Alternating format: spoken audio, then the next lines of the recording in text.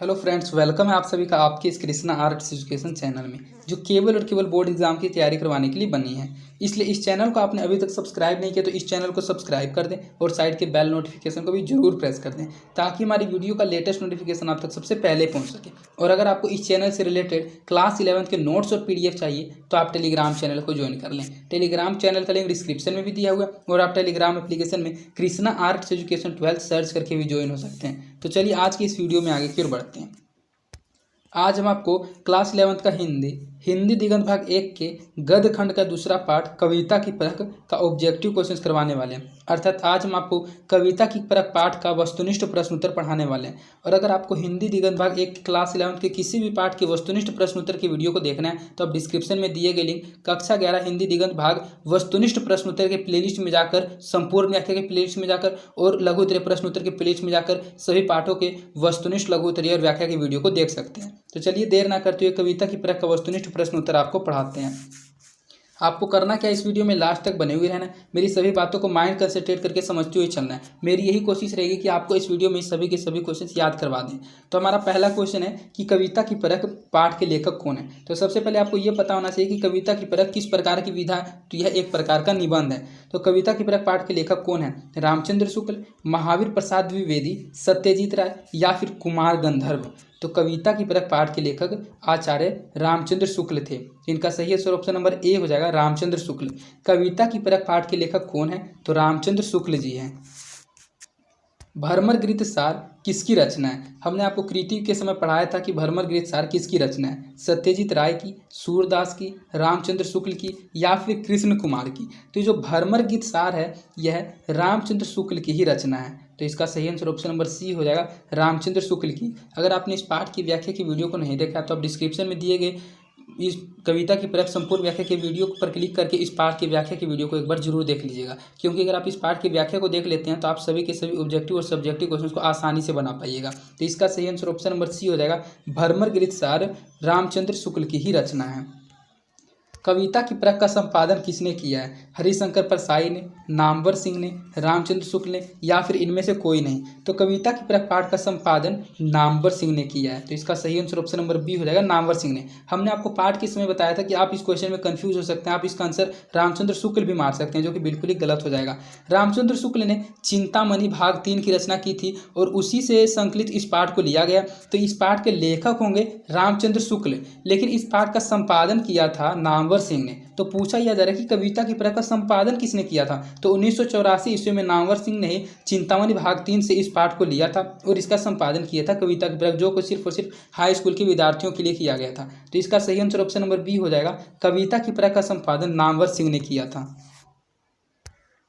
कविता का उद्देश्य क्या होता है? हृदय पर प्रभाव डालना, मन को उद्विग्न करना, घृणा उत्पन्न करना या फिर उनमें से नहीं, कोई भी नहीं। तो जो कविता का मेन उद्देश्य होता है, जो कविता का उद्देश्य होता है वह सिर्फ और सिर्फ हृदय पर प्रभाव डालना होता है। कविता को पढ़कर आपके मन में किसी प्रकार की कोई भावना उत्पन्न होनी चाहिए, आपके मन में कल्पना होनी चाहिए और उस भाव का कल्पना होना चाहिए, तो उसी पद को कविता कहा जाता है। और जिस पद को पढ़ने से हमारे हृदय पर प्रभाव नहीं पड़ता उसे हम लोग कविता नहीं कह सकते हैं। तो कविता का मेन उद्देश्य सिर्फ ये होता है कि हमारे हृदय पर किसी न किसी प्रकार का भाव उत्पन्न हो और प्रभाव डाले। तो इसका सही आंसर ऑप्शन नंबर ए हो जाएगा, कविता का उद्देश्य हृदय पर प्रभाव डालना होता है। उपमा क्या है? जिससे उपमा दी जाए, एक प्रकार की मिठाई है, दो भिन्न पदार्थों में सादृश्य की स्थापना या फिर इसमें से कोई नहीं है। तो जो उपमा है वह ना ही एक प्रकार की मिठाई है, ना ही जिससे उत्पन्न और इसमें से कोई भी नहीं। उपमा जो होती है वह दो भिन्न पदार्थों में सादृश्य की स्थापना होती है। जैसे कि वीर और पराक्रमिक को दिखाने के लिए उसकी उपमा की जाती है सिंह के समान। तो इसका सही आंसर ऑप्शन नंबर सी हो जाएगा, उपमा क्या है? तो उपमा दो भिन्न पदार्थों में सादृश्य की स्थापना है। कविता की परख किसके लिए लिखा गया है? तो इससे पहले ही हमने आपको बता दिया, आप इसका क्वेश्चन जरूर बता दीजिएगा इसका आंसर कि कविता की परख किसके लिखा गया है। प्रेमियों के लिए, कवियों के लिए, हाई स्कूल के छात्र के लिए या फिर काव्य आलोचकों के लिए। तो जो कविता की परख है यह पाठ हाई स्कूल के छात्र के लिए लिखा गया था। तो इसका सही आंसर ऑप्शन नंबर सी हो जाएगा, कविता की परख किसके लिए लिखा गया है? तो कविता की परख हाई स्कूल छात्र के लिए लिखा गया है। ये आपका 6 ऑब्जेक्टिव क्वेश्चन था। इसके बाद आप अति लघु उत्तरीय प्रश्न उत्तर को पढ़िएगा। इसमें से ऑब्जेक्टिव क्वेश्चन बहुत ही कम हमने छाटा है, क्योंकि आप पार्ट को अच्छे से पढ़ लीजिएगा। इसका कोई मेन बोर्ड एग्जाम नहीं होता है और इसलिए इसके ज़्यादा ऑब्जेक्टिव क्वेश्चन को हम नहीं पढ़ाते हैं। इसके पार्ट के जो 7 सब्जेक्टिव क्वेश्चन होता है, आपको सभी के सभी सब्जेक्टिव क्वेश्चन को पढ़ाएंगे।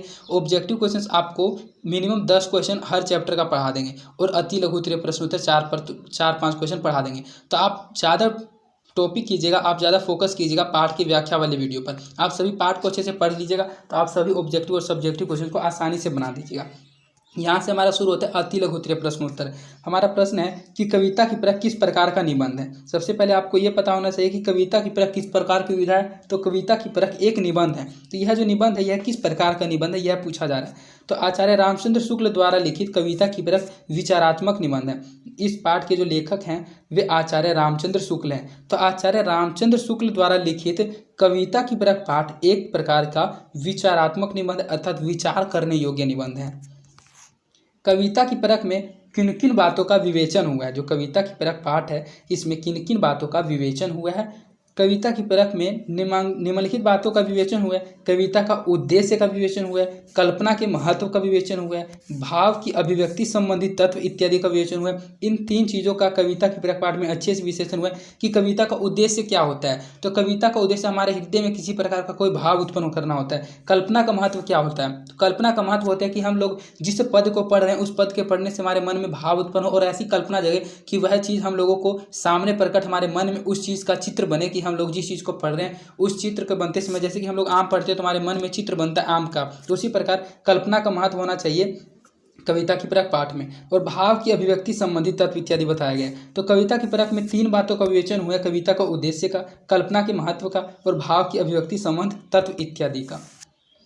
उपयुक्त उपमान का प्रयोग करना क्यों अनिवार्य है। जो उपयुक्त उपमान है उसका प्रयोग करना कविताओं में क्यों अनिवार्य है, क्यों जरूरी है। तो उपयुक्त उपमान का प्रयोग करना विभिन्न कार्यों से अनिवार्य होता है। इसका पहला कारण होता है कविता के उद्देश्य की अनुरूपता को दर्शाना। कविता का उद्देश्य क्या है उसकी अनुरूपता को दर्शाने के लिए कविता में उपयुक्त उपमान का प्रयोग किया जाता है। और कविता के प्रभाव की समानता को दर्शाना कि कविता का जो प्रभाव है किसके समान है उसकी समानता और अनुरूपता को दर्शाने के लिए ही कविताओं में उपमान का प्रयोग किया जाता है, जिसको उपमा का नाम भी दिया जाता है। तो आप समझ गए होंगे कि उपयुक्त उपमान का प्रयोग करना क्यों अनिवार्य होता है। तो उपयुक्त उपमान का प्रयोग करना इसलिए अनिवार्य होता है क्योंकि कविता के उद्देश्य की अनुरूपता को दर्शाना होता है और दूसरा कविता के प्रभाव की समानता को दर्शाने के लिए उपयुक्त उपमान का प्रयोग करना अनिवार्य होता है। उपमा से आप क्या समझते हैं। जो उपमा है उस उपमा से आप क्या समझते हैं।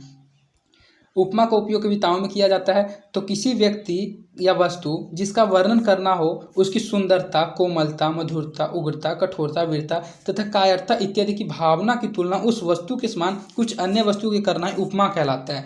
उपमा से आप क्या समझते हैं। तो उपमा में सिर्फ आपको इतना समझना है कि किसी भी व्यक्ति या वस्तु का वर्णन करना हो जिससे उसकी सुंदरता, कोमलता, मधुरता, उग्रता, कठोरता, वीरता अन्य जितने भी भाव होते हैं, अगर किसी वस्तु का, किसी व्यक्ति का कोई भाव उत्पन्न करना हो तो उसकी भावना उत्पन्न करने के लिए उसकी तुलना उस वस्तु के समान कुछ अन्य वस्तुओं से करना ही उपमा कहलाती है। जैसे कि कोई व्यक्ति वीर है, पराक्रमी है, तो उसकी उपमा की जाती है सिंह के समान कि मोहन तो सिंह के समान है, मतलब बहुत मोहन जो है वह बहुत अधिक वीर है, बहुत अधिक पराक्रमी है।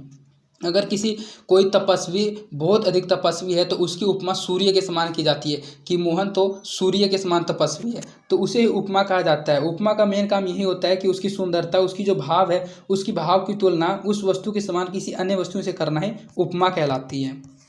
कल्पना क्या है। उपमा तो आप समझ गए कि उपमा क्या। अब आपको नेक्स्ट समझना है कल्पना क्या है। तो आनंद, करुण, हास्य, आश्चर्य तथा प्रेम इत्यादि अनेक भावों का संचार करने वाले रूप और व्यवहार का सजीव चित्रण काल्पनिक रूप से करना ही कल्पना कहलाता है। कल्पना का तात्पर्य होता है कि कल्पना, जैसे कि आप किसी कविता को पढ़ रहे हैं तो उस कविता के पढ़कर आपके मन में सबसे पहले भाव उत्पन्न होगा उपमाओं को पढ़कर, और भाव उत्पन्न होने के बाद आपके मन में कल्पनाएं जमने लगेगी, आपके मन में एक चित्र बनेगा और उस चित्र के जरिए आपको पता चलेगा कि आप कविता में पढ़ क्या रहे हैं और उससे आप आनंद अर्थात खुशी को महसूस कर सकते हैं। आप क्रोध, अगर आप क्रून जैसे दयालु जैसे कविता को पढ़ेंगे तो आपके मन में क्रून का संचार होगा, हास्य का संचार होगा, आश्चर्य का संचार हो सकता है, प्रेम का संचार हो सकता है। जैसा कविता होगा उस कविता के पद पर निर्भर करता है कि आपके मन में किन भावों का संचार होगा। तो कल्पना सिर्फ यही है कि आनंद, क्रून, हास्य, आश्चर्य, प्रेम इत्यादि भावों का संचार करने वाले व्यवहार का सजीव चित्रण ही काल्पनिक रूप से करना ही कल्पना कहलाता है। कि इन सभी भाव का जो संचार होता है, उन संचार को करने के लिए जिस व्यवहार का सजीव चित्रण किया जाता है उसका सजीव चित्रण ही काल्पनिक से कल्पना ही कल्पना कहलाती है। तो उपमा क्या है और कल्पना क्या, आप इसको अच्छे से समझ गए। ये दोनों क्वेश्चन मोस्ट इंपॉर्टेंट क्वेश्चन है, अगर आप एग्जाम देंगे तो एग्जाम में पूछे जाने की संभावना है और आपके लाइफ के लिए भी इंपॉर्टेंट क्वेश्चन है, इसलिए इन दोनों क्वेश्चन को आप अच्छे से याद रखिएगा, उपमा क्या है और कल्पना क्या है। इसके बाद हमारा नेक्स्ट क्वेश्चन है, कविता की परख नामक निबंध के लेखक कौन है। तो इस क्वेश्चन का आंसर तो हमने आपको शुरू में बता दिया और अगर आप पाठ को पढ़ रहे हैं तो आपको 101% इसका आंसर पता होगा कि सबसे पहले तो आपको ये पता होना चाहिए कविता की परख किस प्रकार की विधा है। तो कविता की परख एक प्रकार का निबंध है और कविता की परख नामक निबंध के लेखक आचार्य रामचंद्र शुक्ल हैं। इसमें दो टाइप का क्वेश्चन है तो जिसमें बच्चे कंफ्यूज हो जाते हैं, जो हमने आपको थर्ड नंबर क्वेश्चन में बता दिया। आप एक बार फिर से हम आपको एक्सप्लेन कर देते हैं कि कविता की परख पाठ के लेखक तो आचार्य रामचंद्र शुक्ल हैं, लेकिन इस पाठ के जो संपादक हैं वे नामवर सिंह हैं, डॉक्टर नामवर सिंह, जिन्होंने 1984 ईस्वी में इस पाठ का संपादन किया था। जो लेखक आचार्य रामचंद्र शुक्ल थे उन्होंने चिंतामणि भाग 3 की रचना की थी और उसी चिंतामणि भाग 3 से कविता की परख पाठ को लिया गया और इसका संपादन नामवर सिंह के द्वारा किया गया। तो इसके कविता की परख पाठ के संपादक हो जाएंगे नामवर सिंह और इस पाठ के लेखक हो जाएंगे आचार्य रामचंद्र शुक्ल। तो हम आशा करते हैं कि आप इस पाठ के सभी सब्जेक्टिव क्वेश्चंस को समझ गए होंगे और अगर आप इन क्वेश्चंस को अच्छे से पढ़ना चाहते हैं तो आप टेलीग्राम चैनल में ज्वाइन हो जाइए। टेलीग्राम चैनल में इसका PDF अपलोड कर दिया जाएगा और आप PDF को पढ़कर एक बार इन सभी क्वेश्चंस को अच्छे से जरूर पढ़ लीजिएगा। और अगर आपको ये वीडियोस पसंद आई है तो आप इस वीडियो को अपने दोस्तों के बीच भी अधिक से अधिक शेयर कीजिएगा, क्योंकि हमारे पास क्लास 11 का स्टूडेंट कम है और अगर क्लास 11 के स्टूडेंट्स अधिक हो जाएंगे तो हम तत्परता के साथ आपके लिए वीडियोस बनाते रहेंगे। और अगर आपने अभी तक इस चैनल को सब्सक्राइब नहीं किया तो इस चैनल को सब्सक्राइब कर दें और साइड के बेल नोटिफिकेशन को भी प्रेस कर दें। और अगर आपको किसी प्रकार की कोई समस्या होती है, आप अपनी समस्या को कमेंट के माध्यम से हम तक पहुंचा सकते हैं और आप हमारे वीडियोस को लाइक भी जरूर करें, इससे हमारा मोटिवेशन बना हुआ रहता है। और अगर आपको मुझसे कोई पर्सनल बात करनी है तो आप मेरे प्राइवेट टेलीग्राम ID में मुझसे पर्सनल बात कर सकते हैं। तो आज के लिए इतना ही, धन्यवाद। मिलते हैं आपसे किसी अन्य इंपॉर्टेंट वीडियो में।